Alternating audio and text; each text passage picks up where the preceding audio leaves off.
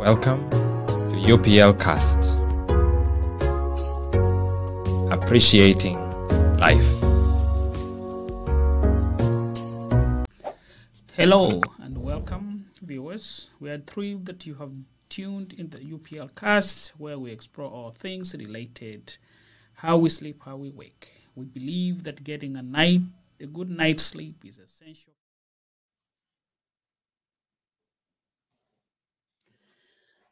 Good morning, good afternoon, good day, wherever you are watching us or our viewers around the world. Today is Father's Day. And for that special day for our fathers, I have an open letter to all fathers in the world. Dear all fathers in the world, on these special occasions of Father's Day, I want to extend my heartfelt gratitude and appreciation to all the fathers out there who have been a constant source of love, support, and guidance to their children. Your unwavering dedication and sacrifices have not gone unnoticed. And truly, you deserve all the recognition and appreciation in the world. May God bless you with good health and strength to continue being the pillars of support to your families. Your contributions to your children's lives are immeasurable, and we are all grateful for you. Once again, thank you for all that you do, and happy Father's Day. For this episode 5, we are dedicating it specifically for our fathers. Our episode today is about napping. And before we go to the episode of today, it is good if we could have addressed the questions that were asked from our last episode, number 4, which was about the science of dream. We got a lot of questions from our viewers all over the world. And some of the questions that were asked have been answered on our YouTube channel, if you want to go there. And we are going to address some of those questions now.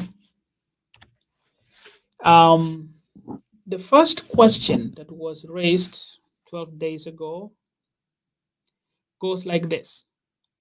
If you make your room dark, even though it is daytime, can that affect melatonin level in your body? This is a very good question, and I think the viewer asked for everybody in the world. The answer to that question can also be found. I've already answered it in the UPL cast, so make sure you subscribe so you don't miss the answers for these questions. The answer is yes, making your room dark during the day can affect your body's production of melatonin. So as we have said before, melatonin is a hormone that your body naturally produces in response to darkness, helping to regulate your sleep-wake cycle. Remember, we talked about the 5 stages of sleep, stage 1, stage 2, stage 3 REM. So when you are exposed to bright light during the day, your body suppresses the melatonin production, which helps you feel alert and awake. So conversely, when you are exposed to darkness, your body increases its production of melatonin, which helps you feel sleepy and promotes restful sleep. So if you make your room dark during the day, it can signal to your body that it is time to produce more melatonin, potentially causing you to feel more tired or sleepy during the daytime hours. The second question is, hi, So you mean you only remember the dream when you complete the 5 stages? So when you sleep, we go through different stages of sleep, including non-rapid eye movement, which is non-REM. And that encompasses stage 1, stage 2, stage 3. So in order for you to dream, you have to go all the way to stage 4, which is REM sleep. And as I said before, the sleeping stage does not like affect you all night, like you have something chasing you all night. It's just 15 seconds. And that's why it's called rapid eye movement. So dreams are most commonly associated with the REM sleep, which occurs several times throughout the night. So you are supposed to dream every cycle. So stage 1, stage 2, stage REM, you dream. But I also want to tell my viewers that you will dream every blessed night because that is the only way our body removes the toxins. So if you want more of this answer, you can also go to UPL cast. It is there. Number three, the question number three is it true that NyQuil affects your dreams? Someone said that taking NyQuil makes them dream weird things. How scientifically is this true? Another good question.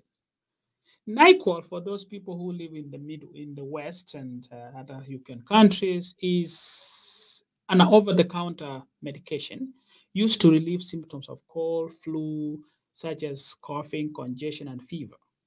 One of the active ingredients in the NyQuil is an antihistamine called di- digoxolamine succinate, which can cause drowsiness and help you to feel sleepy. So NyQuils or other medications containing that kind of chemical in it can help suppress what helps you to reach those stages. So, however, not everyone experiences these effects. We are all different. And so it is worth noting that other factors such as stress, medication, and sleep disorders can also affect your dreams. If you are concerned about the effects of NyQuil and all that, I will suggest that you talk to your doctor about what's going on with you. So let us jump into our topic of the day, which is napping, the science of napping. So, what is napping and what is it? So, napping is a common phenomenon observed in many living beings, and that includes us. The science of napping revolves around the concept of sleep, which is a critical biological process that supports various physiological functions. During sleep, the body undergoes a range of processes that helps us maintain optimal health and well-being. So napping is a natural way for our body to relieve fatigue and to restore energy. It helps to improve cognitive functioning, memory, and learning abilities. So napping can enhance our mood, reduce our stresses, and improve our immune functions. So the length of a nap can vary from person to person, but generally it is 20 to 30 minutes nap, which is enough to provide a boost in energy and alertness without interfering with the night sleep. So an ideal nap is supposed to be from 0 minutes to 30 minutes. If you exceed that, longer naps can also be beneficial, yes, but if you exceed that, you are asking our hormone that helps us to sleep, which is melatonin, to kind of come from where it is suppressed to come and put you to sleep. So the science of napping also involved understanding the different stages of sleep. There are two main types of, as I said, and there is a non-REM, which is stage 1, stage 2, stage 3, and then the REM itself.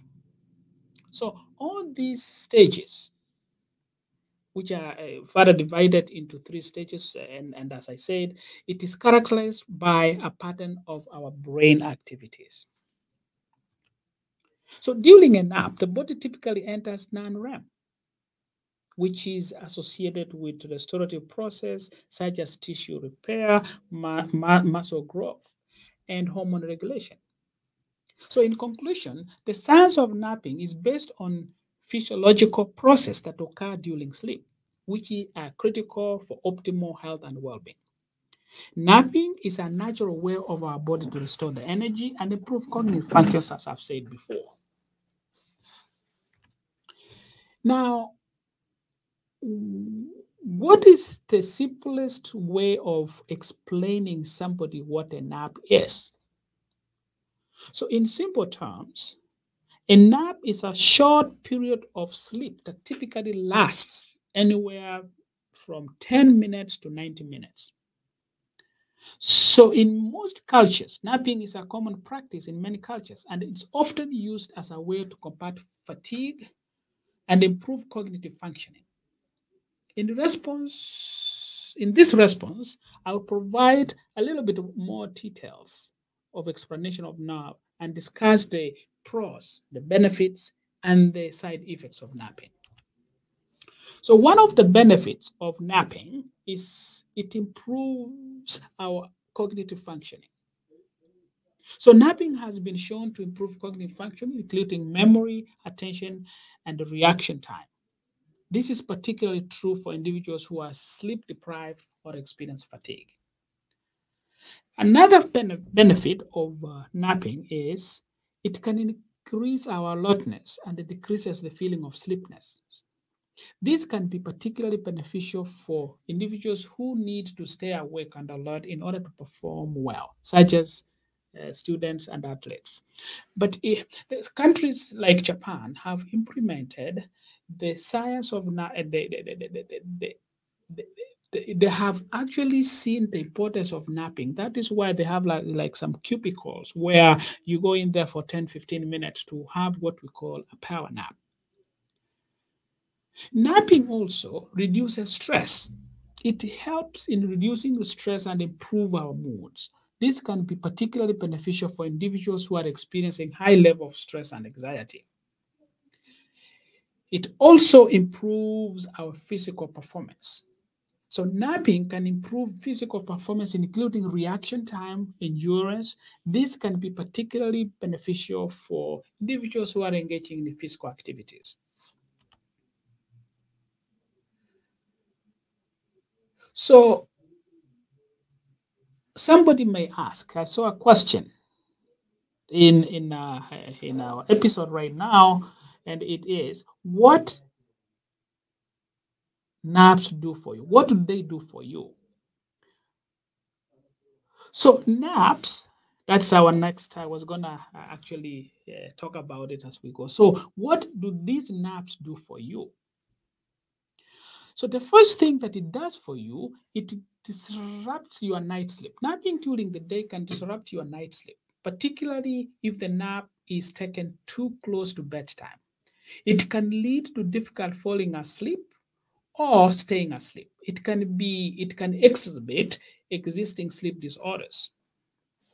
So I can illustrate this by showing you one of the things here, which says, it says right here, when you nap during the day, your nighttime sleep is like a bank.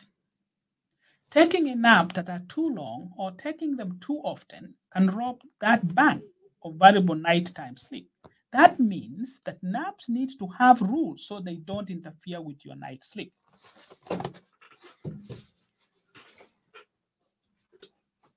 So it also, some individuals may become dependent on napping and may find it difficult to function without taking a nap during the day. This can be particularly problematic if napping interferes with the work and activities of your day. Now, I've seen another question here. What are the health risks for napping? Our viewers are ahead of us. Now, don't get me wrong. I'm not saying that napping is bad. Napping is good if it is done in the right way. So while napping during the day can have some benefits such as improving alertness, productivity, excessive napping can have negative impacts on health. Here are some of the health risks associated to excessive napping. Number one, insomnia. So napping during the day can interfere with nighttime sleep, leading to insomnia. The other thing that napping can do is increased risk of type 2 diabetes. Studies have shown that excessive daytime napping is associated with an increased risk of developing type 2 diabetes. Another risk of too much napping during the day is cardiovascular disease. Long napping during the day have been linked to an increased risk of cardiovascular diseases. It also has been linked to obesity. During the day, napping during the daytime napping have been associated with an increase of risk of possibly due to disruption in the body metabolisms. It has also been linked to depression and anxiety. So excessive napping during the day can negatively affect the mood that leads to symptoms of depression and anxiety. So it is important to note that the health risk of excessive napping it varies from one person to another. It is not one size that fits all. We are all uniquely and perfectly made. So it depends on factors such as age, overall health, and sleep habits. It is recommended to limit daytime napping to no more than 30 minutes to avoid potential negative health impacts. So, in conclusion, napping can be beneficial. It can be a practice for many individuals, particularly those who are sleep deprived or experiencing fatigue. However, there are also potential drawbacks, as I've said, and all these things. So you have to balance, like melatonin and serotonin that we have to balance. Napping has to be done in that way. And as human beings, uh, yes, there is no size that fits all, but napping more than 30 minutes puts you into a stage of REM, which is going to affect your nighttime sleep. So for that, I'm just gonna stop there so that I don't overwhelm you with a lot of content for napping. Now, our next topic, which is coming in a week's time, will be uh, now we have learned about the science of sleep. We have learned about melatonin and serotonin. We have learned about REM sleep and all that. Now, what are the health risks of being sleep deprived? And we also address for those people that work a night shift, is it bad to work a night shift or not? So we are going to talk about that, but keep on bringing those questions to us. We really appreciate your comments. We appreciate if you can go to our YouTube channel and subscribe and like, and also share widely, because this is a very important topic. At the end of it, we are also going to look at the faith-based. If you are a Muslim, the Quran. What does the Quran talk about sleep? And then if you are a Christian, the Bible. If you are a Hindu, all those we are going to address them as we move on. For now, our time is up. We really appreciate and have a wonderful Father's Day. And until we meet again, thank you and be blessed. Hello and welcome, viewers. We are thrilled that you have tuned in the UPL cast, where we explore all things related how we sleep, how we wake. We believe that getting a good night's sleep is essential.